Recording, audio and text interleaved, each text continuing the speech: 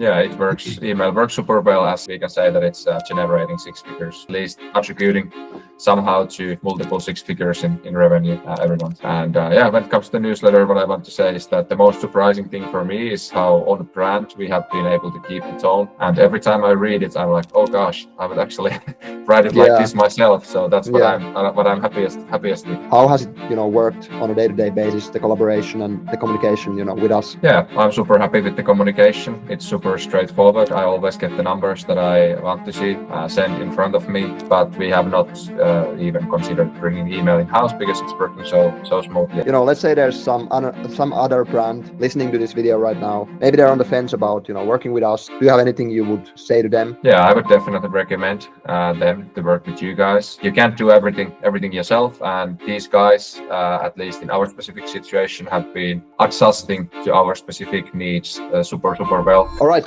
So first of all, thanks for being here. And for those who don't yet know who you are or don't even necessarily know the Sauna Heater brand, could you give us a little bit of an introduction of yourself and then, of course, what the brand is all about? Yeah, thanks for the introduction, Werner. The Sauna Heater is a sauna marketplace that retails all kinds of sauna heaters in the continental US, and we also do some business in America.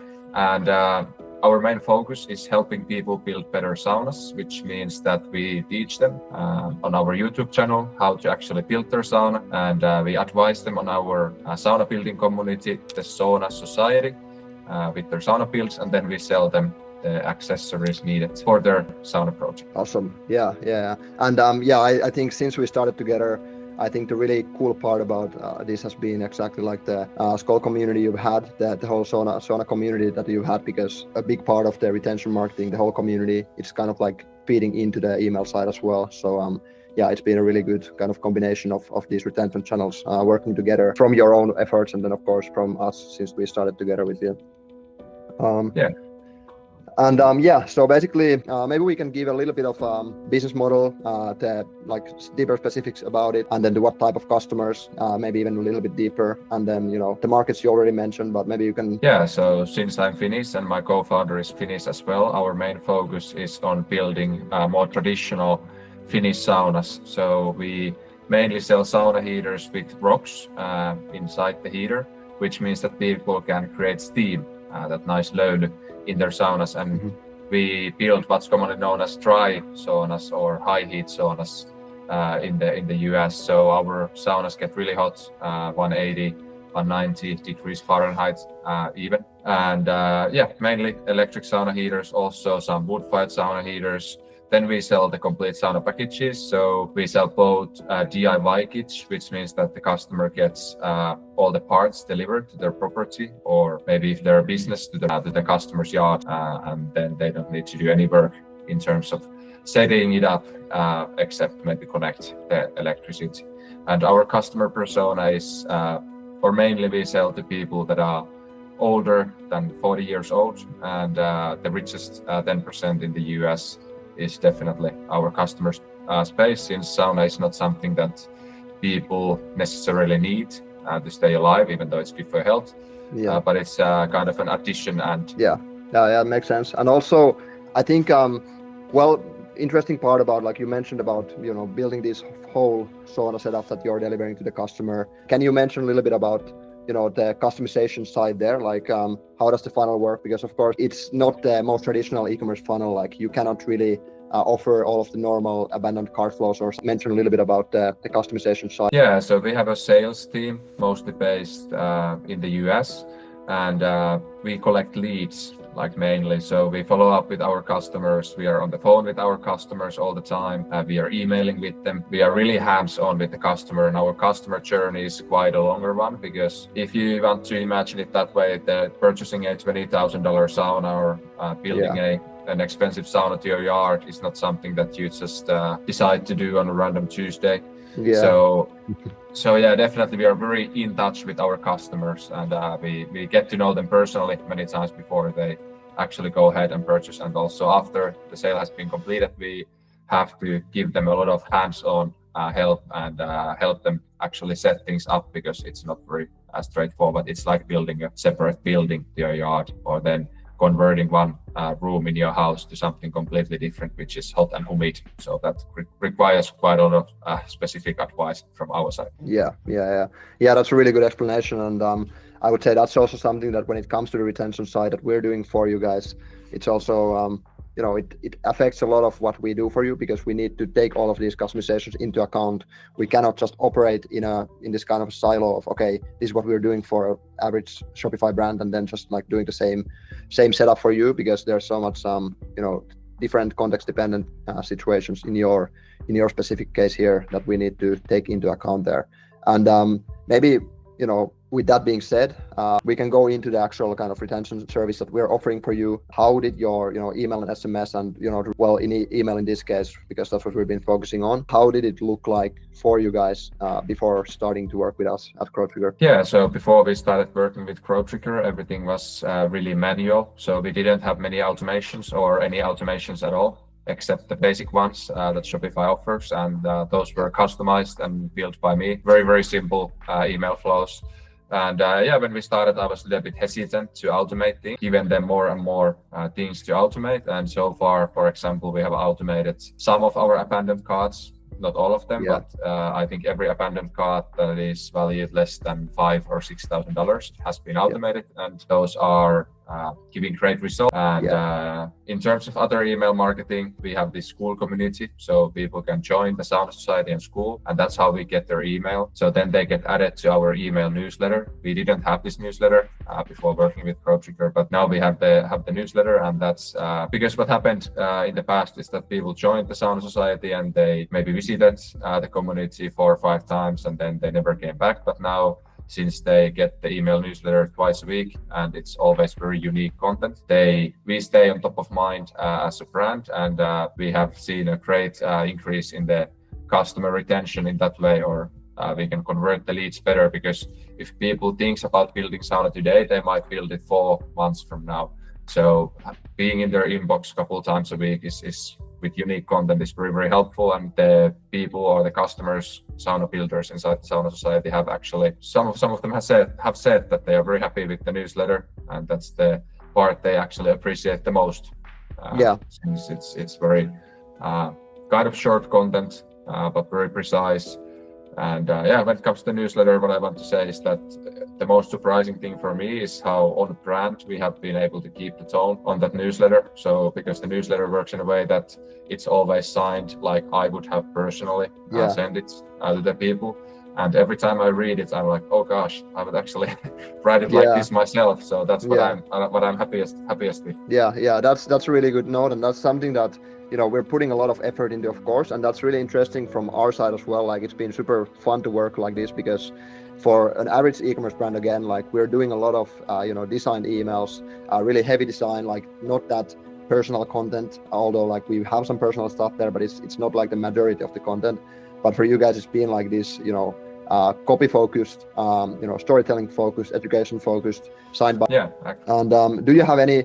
I guess we started around late last year. We were working with you, I guess, during the BFCM period, and then of course now we're doing the campaigns a lot, and then we've been doing the abandoned cart flows.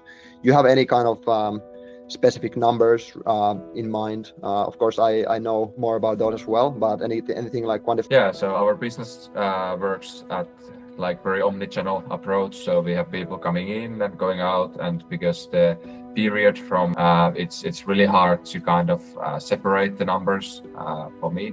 So only thing I know is that it has really helped really well every month, all the time. So it's since late last year. So it's really hard to. I don't remember any numbers, but I know that it has been working very well as a part of the overall ecosystem.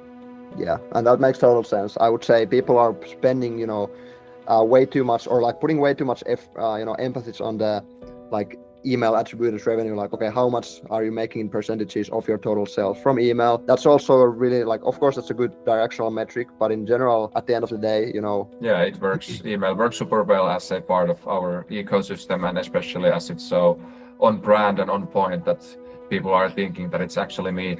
If some of our customers are watching now, it's not me every time.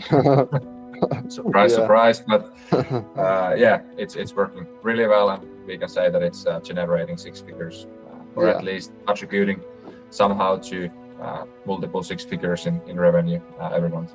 Yeah, totally. What about, I think, well, we've already touched on this a little bit as well, but what about the communication side? I know that, there's a lot of brands who decide to keep their marketing work fully in-house because like the communication challenges are a big part there. There's maybe bottlenecks when working out with external partners, hard to, align different channels with each other and so on.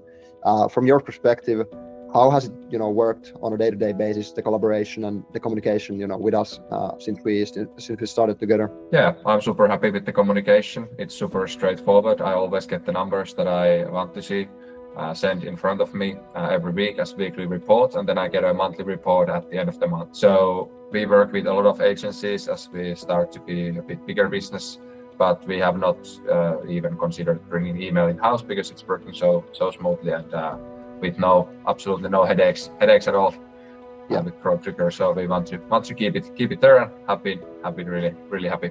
And especially for me, I have a quite strict no meetings policy actually. Myself, our CEO takes all the meetings if there is any necessary ones. But we trust the process with CrowdTrigger, and we have been happy with what I have been seeing. So they don't bother me too much either. This is quite important for me when working with agencies.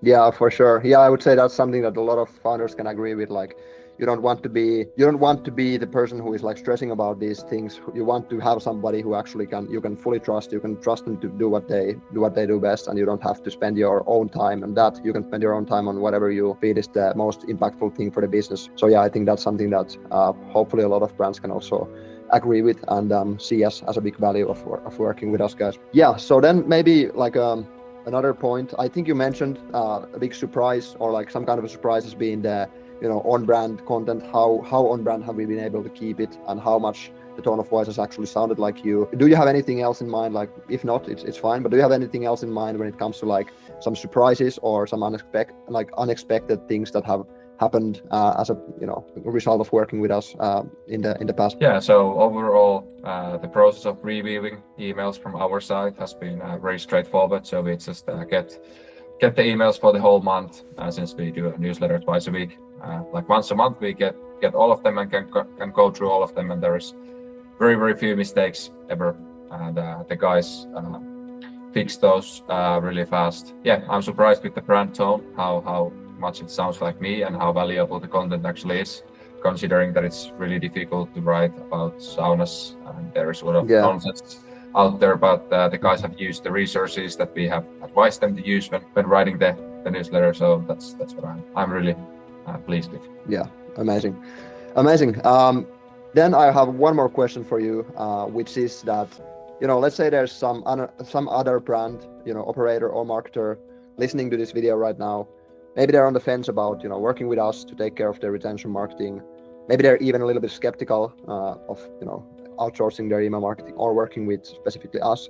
Do you have anything you would say to them, maybe ease their mind or something like that? Yeah, I would definitely recommend them to work with you guys, since as a founder you just need to outsource as much as you can, so you can focus on the highest leverage tasks and just focus on making sure that your overall ecosystem works, and you can't do everything yourself. And these guys, at least in our specific situation, have been adjusting to our specific needs super well, considering that we are not a traditional e-commerce brand. So I can't even imagine they just will listen to you and do it the way you want it to be done. Awesome. Yeah, that sounds really good from my point of view as well, of course, and makes me happy to hear that. I think that's everything I had for you for this specific interview. Has been a pleasure talking with you. Thanks so much, and of course I really appreciate you taking the time today. And from my perspective, from our perspective as a business, it's been also a really awesome working with you guys so far, and hopefully we're just getting started. Yeah, I think we are just getting started. So thanks, Bernadette, and thanks everyone for listening in. All right, thank you guys.